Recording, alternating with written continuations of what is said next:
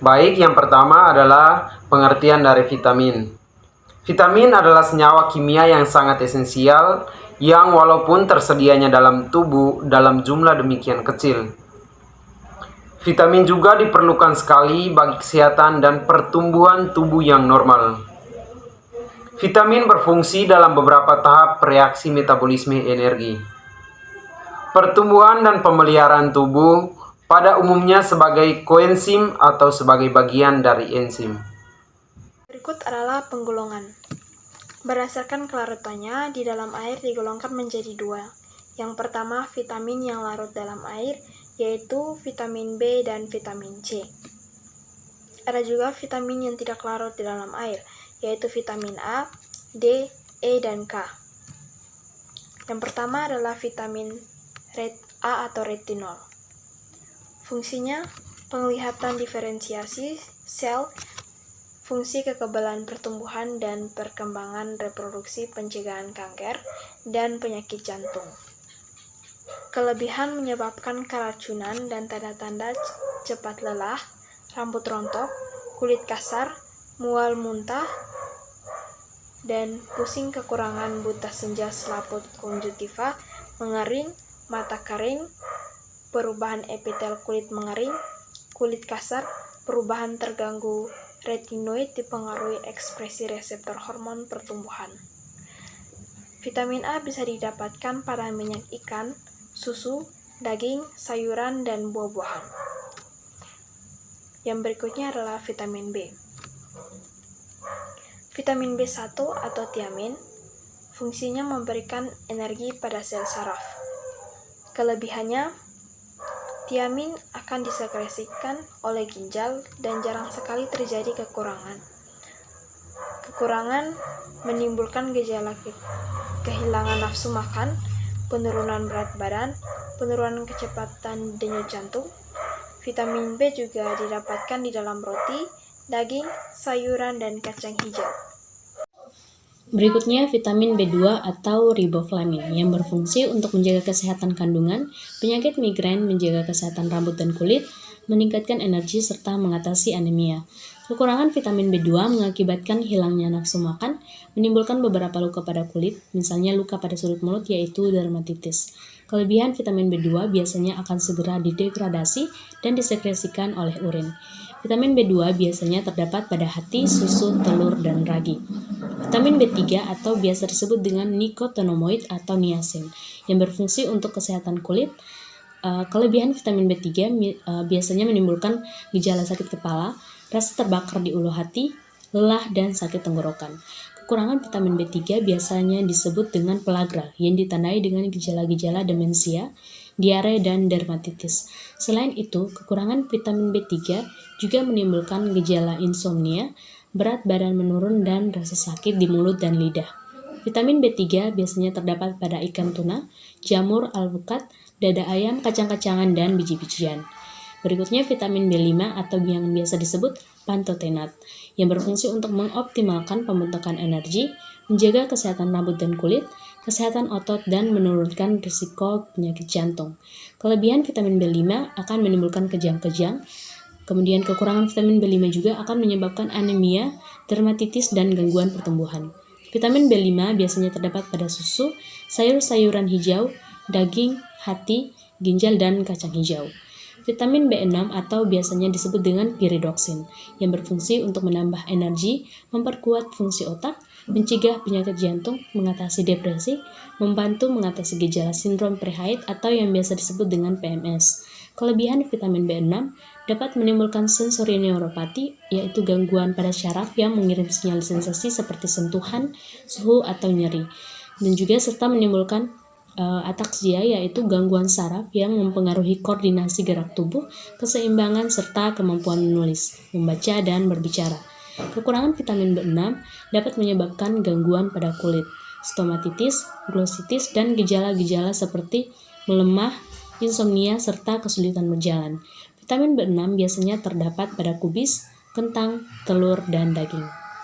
Yang berikut vitamin B7, fungsinya yaitu meningkatkan kesehatan rambut, mengurangi kadar gula darah pada penderita diabetes, menjaga kesehatan kulit, mendukung kesehatan kuku, mendukung proses kehamilan dan menyusui. Kelebihan, meningkatkan intensitas buang air kecil, keringat, mual ringan, kram di perut dan diare. Kekurangan, rambut rapuh dan rontok, depresi, nyeri otot, kurang nafsu makan dan insomnia atau sulit tidur.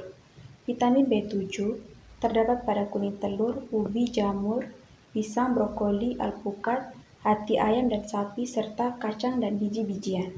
Selanjutnya, vitamin B12 atau kobalamin. Fungsinya, membentuk sel darah merah dan mencegah anemia, menjaga kesehatan janin, menjaga jantung lebih sehat, mencegah osteoporosis. Kelebihan, menimbulkan anemia, megaloblastik, hilangnya fungsi saraf perifer. Kekurangan, menimbulkan anemia, megaloblastik, hilangnya fungsi saraf perifer. Vitamin B12 bisa diperoleh dengan mengonsumsi makanan seperti susu, daging, ragi, telur, dan hati, atau makan makanan hasil fermentasi. Selanjutnya, vitamin C atau asam askorbat. Fungsinya melindungi sel tubuh dari kerusakan akibat radikal bebas, memelihara daya tahan tubuh, menjaga kesehatan kulit dan rambut, berperan dalam mengurangi risiko anemia, menurunkan risiko berbagai penyakit, mengobati flu. Kelebihan, meningkatkan risiko timbulnya batu ginjal karena meningkatnya produksi oksalat, gangguan lambung dan diare. Kekurangan, sintesa kolagen terganggu. Gejala strofi berpengaruh pada sistem pertahanan tubuh dan kecepatan penyembuhan luka. Vitamin C dapat ditemukan pada buah-buahan, sitrus, tomat, stroberi, serta jambu biji, dan beberapa jenis sayuran seperti paprika, brokoli, dan bayam. Yang berikut merupakan vitamin D atau kalsiferol. Fungsi yaitu rakitis dan osteomalacia, meningkatkan daya tahan tubuh, osteoporosis, gangguan ginjal, gangguan kelenjar paratiroid. Jika kelebihan mengonsumsi vitamin D, yang pertama yaitu muntah-muntah, sering kencing dan mencret, neuralgia, sakit kepala dan pusing-pusing, rasa sakit pada gigi, pada otot dan tulang.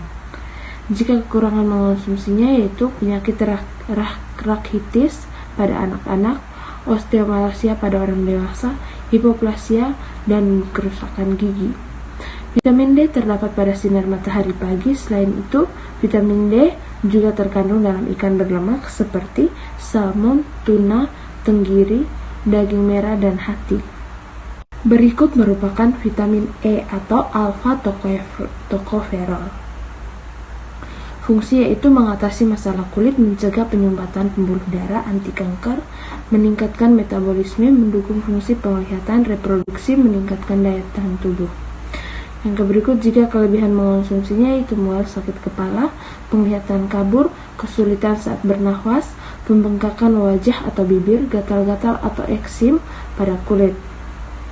Jika kekurangan mengonsumsinya yaitu menyebabkan sel darah merah terbelah atau disebut hemolisis eritrosit, kelemahan dan kesulitan berjalan, kelainan kulit.